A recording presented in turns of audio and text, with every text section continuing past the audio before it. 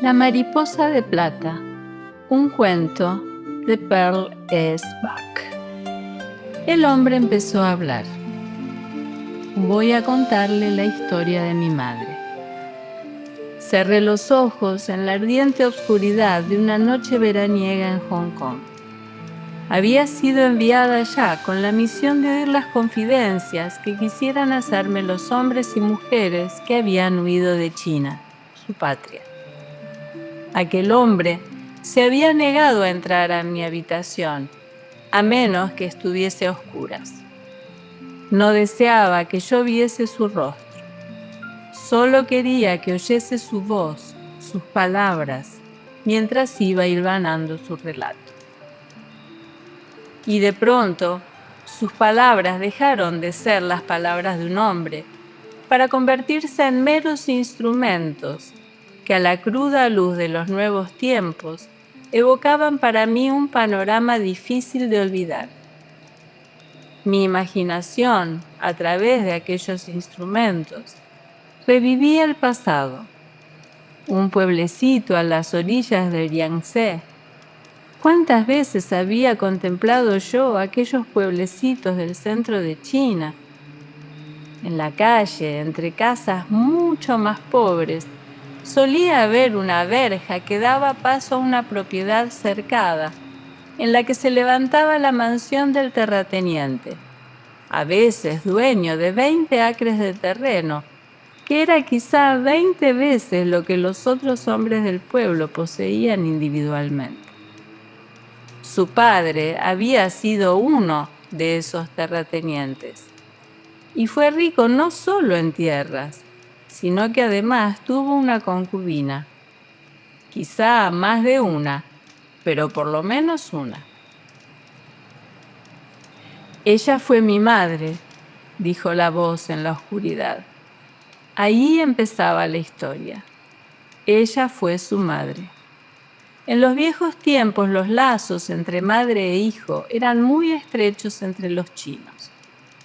Los soldados jóvenes, chicos del pueblo, arrancados a la fuerza de las pacíficas y polvorientas calles para hacer el servicio militar, añoraban enormemente a sus madres.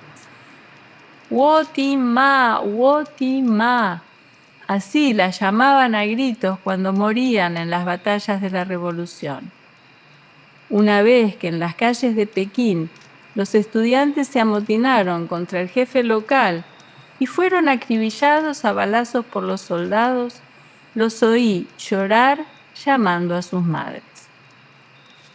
Yo tuve un hermano, decía la voz en la oscuridad. Murió a los 5 años, antes de que yo naciese. Mi madre siempre le quiso más que a mí. Lo sé, porque siempre que veía a un niño de esa edad, le instaba para que fuese hacia ella y le daba caramelos. Yo era el hijo de su vejez. Tenía más de 40 años cuando yo nací, y fue una desgracia para ella tener un hijo a esa edad. A pesar de eso, luchó por mí. Consiguió que mi padre me tratase bien, tan bien como a los hijos de su mujer. No le permitió olvidar que yo era también hijo suyo, fuese ella quien fuese. Y fue buena conmigo. Mientras viva, estaré en deuda con ella. Se hizo un silencio que pareció muy largo, pero que quizá no duró más de un minuto. Entonces fue cuando cambiaron las cosas. Mi padre fue acusado de terrateniente por sus colonos. Era prácticamente imposible que hubiesen olvidado todo lo que había hecho por ellos, cómo les había perdonado su parte cuando la cosecha era escasa, cómo los había ayudado a resolver sus problemas. Pero en cuanto los miembros del partido se hicieron amos del pueblo, su misión consistió en enseñar a la gente a odiar. Si los colonos no hubiesen pedido la ejecución de los propietarios, también ellos hubiesen sido castigados. Fuese como fuese, los propietarios tenían que morir para que el nuevo orden quedase establecido. A mi padre Le llevaron al patio principal de la casa y después de colgarlo de un árbol muy alto por sus dedos pulgares, lo desollaron vivo. Nosotros, su familia, nos vimos obligados a presenciarlo. Después fuimos separados.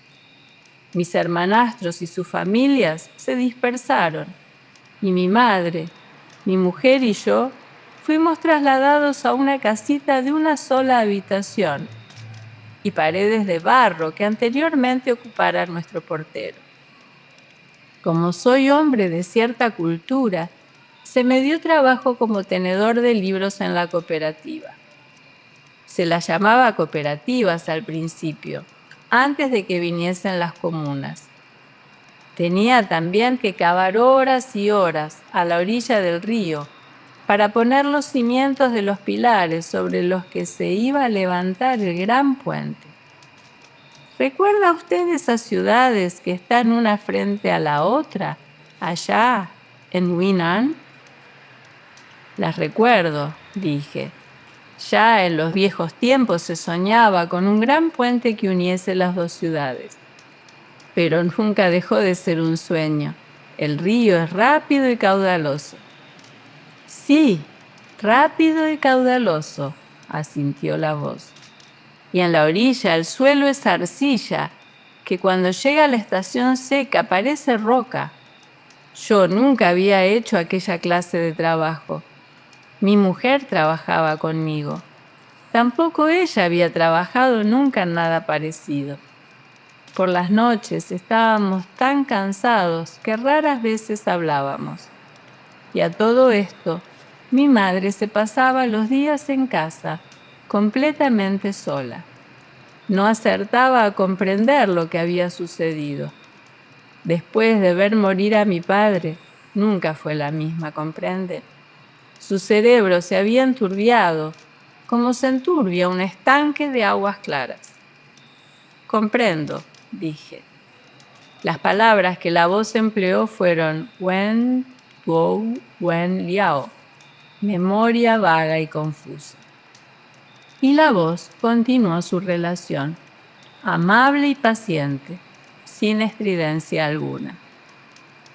Nuestro problema era el alimento. No teníamos suficiente para comer. Como mi madre no podía trabajar, no tenía derecho a su ración de comida.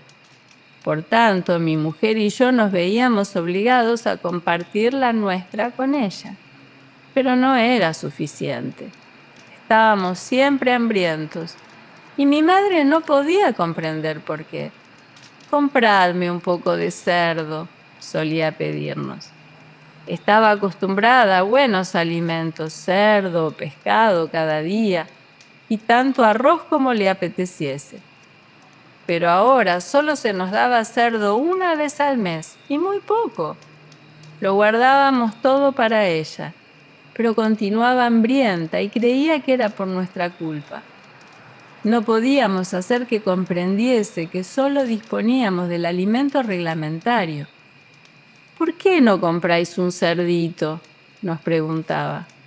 «En los viejos tiempos eso hubiese sido tan fácil». «Lo sé», dije. «En los viejos tiempos cada campesino tenía un cerdo, pollos y quizá un buey». «Todo eso nos había sido arrebatado», dijo la voz. «Lo compartimos todo, ¿comprende? Pero eso significa que no tenemos nada. Nos retienen parte del salario en depósito, según dicen, pero no sabemos dónde. Hasta los campesinos, nuestros antiguos colonos, que esperaban enriquecerse después de haber acabado con los propietarios, están en la miseria. La comuna les quitó lo poco que tenían y no les dio nada a cambio». La voz se interrumpió bruscamente para toser. «Tenga en cuenta que no me quejo». «Lo tengo en cuenta», dije. «¿De qué sirve quejarse? Hemos de doblegarnos como se doblegan los juncos cuando el viento arrecia. Solo nos resta aguardar a que amaine para levantarnos de nuevo». «Amainará», le dije. «Siga contándome. No quiero que se interrumpa aquí. Llegó un día en que hasta la casa nos fue arrebatada. Después de una larga pausa, la voz continuó en un tono más bajo y triste. Quiero ser sincero. Si no nos hubiesen quitado la casa, no sé lo que hubiésemos hecho. Yo tenía que andar con mucho cuidado, ya que por ser hijo de un propietario estaba considerado como sospechoso. Los hijos de los campesinos y de los granjeros son educados en la doctrina comunista y no conocen otra cosa. No se lo reprocho porque no pueden evitarlo. Pero si yo hubiese dado un mal paso, me hubiesen matado a mí, a mi mujer y a mi madre. Día y noche me atormentaba el miedo de cometer una equivocación. Y mi madre, que no entendía nada de todo aquello, me ponía en peligro una y otra vez. Cuando nosotros estábamos fuera y algún oficial aparecía por casa para espiar, le recibía como a un huésped, como hubiese hecho en los viejos tiempos. Le ofrecía una taza de té, disponiendo de las pocas onzas de hojas de té que habíamos logrado reunir, o añadía agua al arroz que mi mujer había dejado preparado como única comida del día, y le preparaba un plato de gachas. Las sospechas se acrecentaron. Mi mujer y yo estábamos desesperados. Si las cosas hubiesen seguido así, hubiésemos sido capaces de olvidarlo todo y acabar con mi madre. No por crueldad, sino para salvarnos nosotros. Hubiésemos sido capaces de hacerlo. Otros lo han hecho. Me doy perfecta cuenta de que se puede llegar a eso, observé, aunque una cosa así hubiese sido inadmisible en los viejos tiempos. El hijo hubiese sido considerado un monstruo y las gentes del lugar le hubiesen matado a pedradas. Aquellos tiempos, ¿existieron alguna vez? Los he olvidado. Todos nosotros los hemos olvidado. Ahora tenemos la comuna.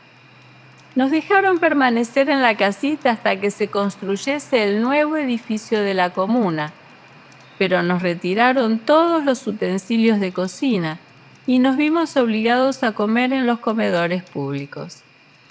A mi mujer la mandaron allá de cocinera. En cuanto a mi trabajo, se me hacía cada día más pesado. Me pasaba las mañanas en la oficina y las tardes cavando. Y al anochecer teníamos que asistir a las reuniones de la comuna hasta las 11 de la noche. Nos dieron unos tickets, a cambio de los cuales recibíamos nuestra ración de comida. Pero a mi madre, como no era capaz de trabajar, no le dieron. Fui a ver al comandante, un joven de 21 años, hijo del barbero del pueblo. Se había unido al partido y nuestras vidas estaban en sus manos. Todos los cabecillas son jóvenes y de familias campesinas. Tratan de complacer a sus superiores con un celo desmedido, porque les temen. Todos tememos a alguien. Su madre tiene que trabajar, me dijo el comandante con cara de pocos amigos. Le expliqué que estaba mentalmente débil, pero me repuso que una persona así también podía servir para algo. Podía trabajar en la guardería infantil, por ejemplo. Tuve que llevar a mi madre allá y gracias a eso pude conseguirle un ticket para ir a los comedores públicos. Nos las arreglábamos mejor que antes en lo que atañe al alimento, pues estando mi mujer de cocinera podía hacerse con algo de cuando en cuando, como hacen todas las cocineras. Hasta llegó a traerme un poco de arroz envuelto en una hoja de loto. Hubiésemos podido darnos por satisfechos si no hubiese sido por la guardería infantil, que se hallaba en nuestra antigua mansión, donde mi madre había vivido toda su vida. Su cerebro estaba demasiado débil para que pudiese darse cuenta de ello. pero por un extraño instinto sabía cómo moverse a través de aquella casa, a pesar de que ahora tiene un aspecto muy distinto. Talaron todos los árboles y devastaron los jardines. Primero la convirtieron en cuartel general del partido, luego en fábrica de cestos, y más tarde instalaron allá el cuartel de los soldados. Y ahora que es una guardería infantil, cuesta imaginar que en otros tiempos fue una gran casa de campo, confortable y hasta bonita en su estilo. Usted debe haber visto casas así.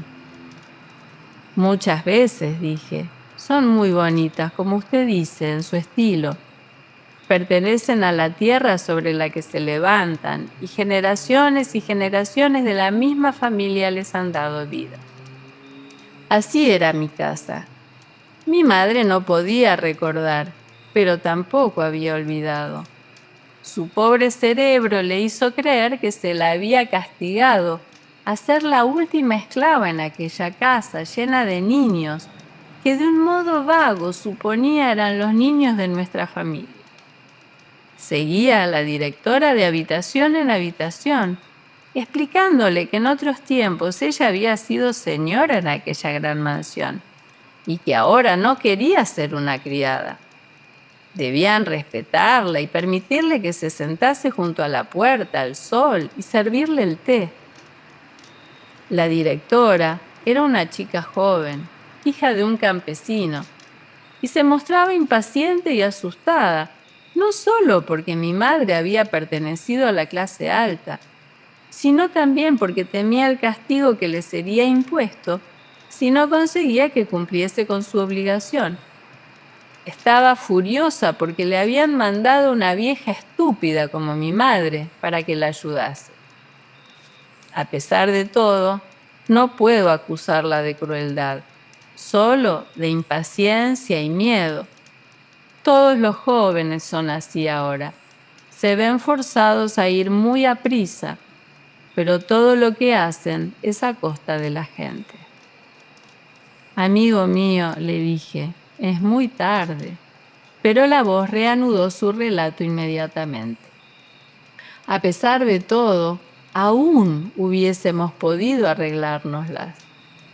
Pero un día llevaron a la guardería a un niño de 5 años que lloraba desconsoladamente. Era débil y enfermizo, y mi madre al verlo pensó al punto en su hijo, el que había muerto a esa edad. Se encariñó con él, y ese fue su gran crimen. No supo ocultar su amor, y ese fue su gran peligro. El amor nos está terminantemente prohibido. Se nos enseña que es una debilidad burguesa que destruye todos los fines de las guarderías. Los niños han de crecer pensando solo en el grupo, nunca en el individuo, ni siquiera en sí mismos. Cuando llevan 4 años en la guardería, han aprendido lo que se llama vida en común. Lo aprenden con facilidad, pero a pesar de eso, los más pequeños lloran por las noches llamando a sus madres.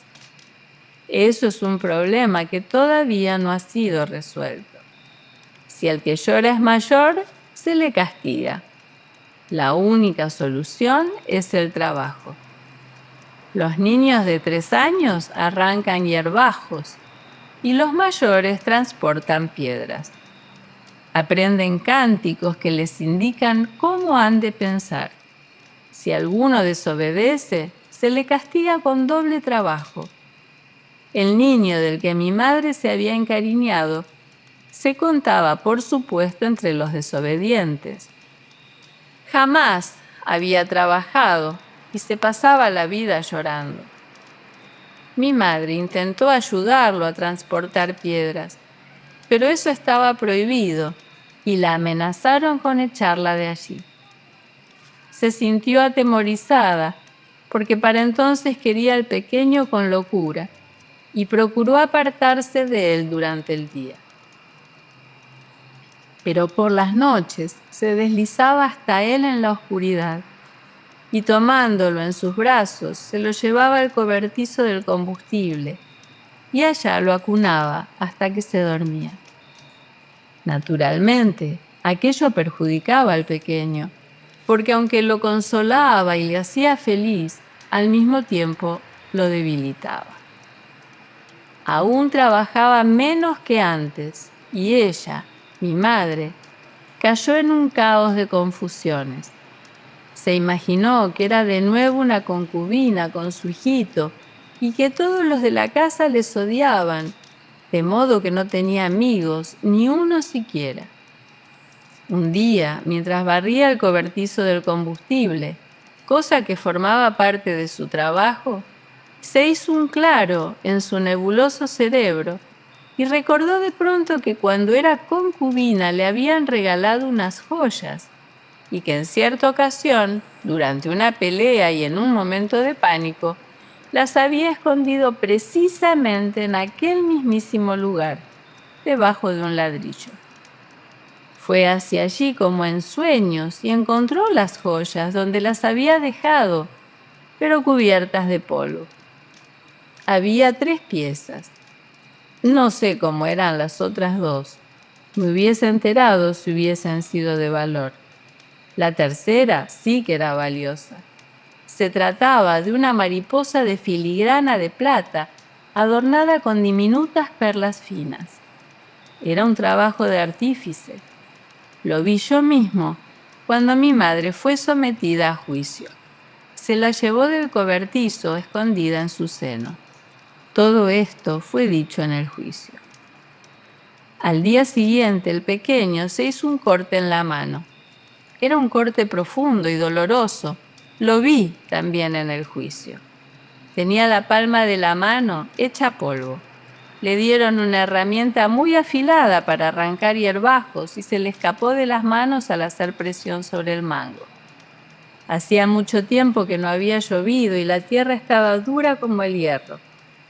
Lo llevaron a la enfermería naturalmente y vertieron un poco de desinfectante sobre la herida. Siempre hay muchos niños enfermos, demasiados, y los encargados estaban muy ocupados. Nadie perdió el tiempo consolándolo. Mi madre consiguió deslizarse hasta él y se lo llevó al cobertizo. Allá, entre haces de caña, le enseñó la preciosa mariposa de plata para animarlo. ¿Ves qué bonita?, le susurró. Va a ser para ti. La guardaré yo para que nadie te la quite, pero es tuya. Vendremos a verla cada noche. ¿Quieres? Ten, tómala. El pequeño jamás había visto una cosa tan bonita. Dejó de llorar y agarró la mariposa. Después de mirarla un rato, sonrió feliz. Todo esto lo contó mi madre en el juicio, con sencillez y claridad. Nos quedamos sorprendidos de que lo recordase tan bien. Cada noche iban a ver la mariposa. Naturalmente, mi madre le recomendó que no lo dijese a nadie, pero él era muy pequeño y no supo guardar el secreto. La mariposa fue descubierta. De hecho, el pequeño persuadió a mi madre para que le dejase guardarla durante todo un día, y al tenerla en su poder, no pudo resistir la tentación de enseñársela a un compañero, que se lo dijo a la directora. Los que delatan tales desviaciones son recompensados con un poco de azúcar. Se dio parte a las autoridades. Al pequeño lo obligaron a decir la verdad y por decirla lo golpearon duramente. Su pecado consistía en desear algo que los otros no tenían ni podían tener. Se había convertido en un desviacionista. A todo esto todavía no había cumplido 6 años. Luego las autoridades se echaron sobre mi madre. Le exigieron que contase la verdad y ella lo hizo con toda sencillez. Nadie le creyó. 5 años antes hubiese sido condenada a muerte por una desviación así. Entonces se contentaron con sentenciarla a ser denunciada en la próxima reunión de nuestra comuna. No obstante, eso de ser denunciado es muy difícil de soportar. La voz se quebró en un sollozo ahogado. Esperé en silencio. ¿Qué iba a decir? Y continuó de nuevo. El día de la reunión me oculté entre la muchedumbre. Sabía lo que iba a pasar, porque lo había visto muchas veces. Pero esta vez se trataba de mi madre. La sacaron con las manos atadas y el joven comandante gritó su crimen con voz bronca. Los que estábamos a su alrededor teníamos que gritar también, acusándola, levantando nuestros puños contra ella, denunciándola. Al final teníamos que pedir su vida. Y yo tenía que gritar más alto que nadie. Todos me vigilaban buscando en mi voz algún signo de amor a mi madre. Tenía que gritar más que ellos. Ella no dejó de sonreír en todo el rato. Creo que no entendió nada de todo aquello. Volvía la cabeza de un lado a otro, sonriendo, sin comprender. No me vio. Me situé todo lo lejos que pude. Lo peor vino cuando se vio obligada, como todos al ser denunciados, a bajar las gradas y pasar a través de la muchedumbre. Entonces es el momento de golpearles, abofetearles las mejillas y darles puntapiés. También mi madre recibió golpes y bofetadas hasta que se cayó. Estaba muy débil y como en su juventud había llevado los pies vendados, nunca pudo andar bien, ni siquiera estando fuerte. Había llegado el momento de darle puntapiés. Todo el mundo me observaba y yo estaba muy asustado. Fui hacia ella para hacer lo que tenía que hacer. En aquel momento levantó la cabeza y me vio. Cuando noté que me reconocía, intenté parecer enfadado. Durante unos momentos no supo cómo reaccionar. Después sonrió. Había comprendido. ¿Fue el final?, pregunté. No, dijo la voz, pero hubo un final. Cuando la soltaron, volvió a la guardería. Estaba anocheciendo.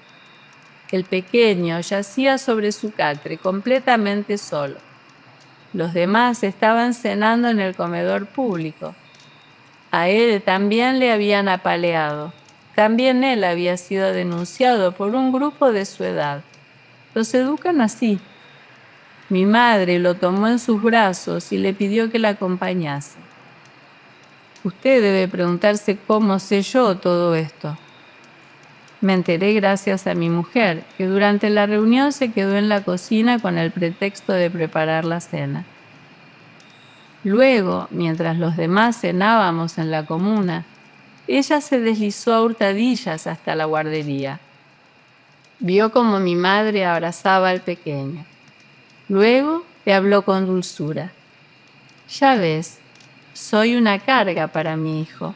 Se ve obligado a pegarme. Mi vida es un estorbo para él. Me doy cuenta de ello. Ven tú conmigo, hijito mío, acompáñame. Vayámonos a un sitio mejor. Los labios del pequeño estaban amoratados e hinchados, pero habló con claridad. ¿Dónde está la mariposa de plata?, preguntó. Ven conmigo, le contestó mi madre. Iremos al río. Allí hay muchas mariposas.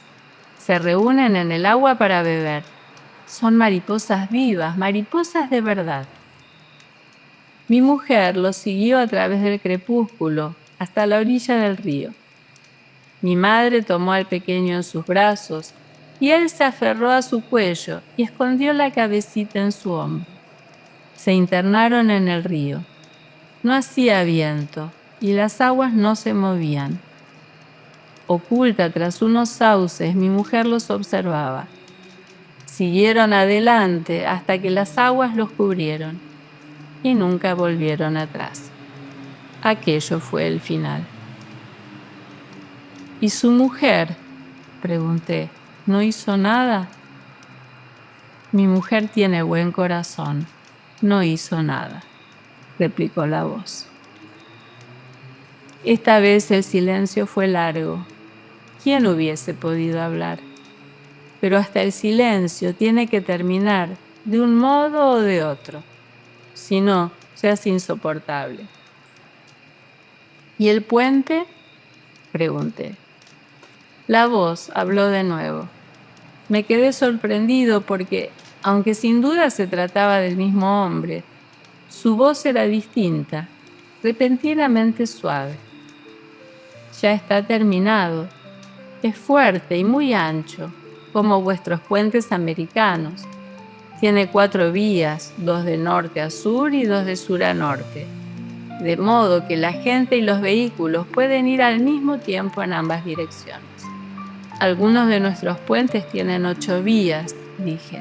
He oído decir que a nuestro puente le van a añadir 2 vías más, me replicó rápidamente. Muy interesante, comenté, especialmente si se tiene en cuenta la importancia del río. Los nuestros no son tan rápidos y caudalosos. Deben de estar ustedes muy orgullosos del puente. Oh, sí, estamos muy orgullosos del puente, claro, pero se le quebró la voz. El silencio se interpuso de nuevo entre nosotros, esta vez cual barrera insuperable, porque el hombre se había ido.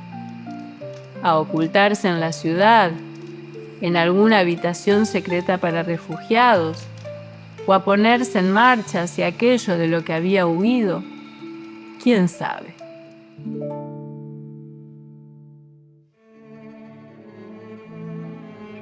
Pearl Comfort Seidenstricker Buck, más conocida como Pearl S. Buck, nació en Hillsboro, Virginia, Estados Unidos, el 26 de junio de 1892.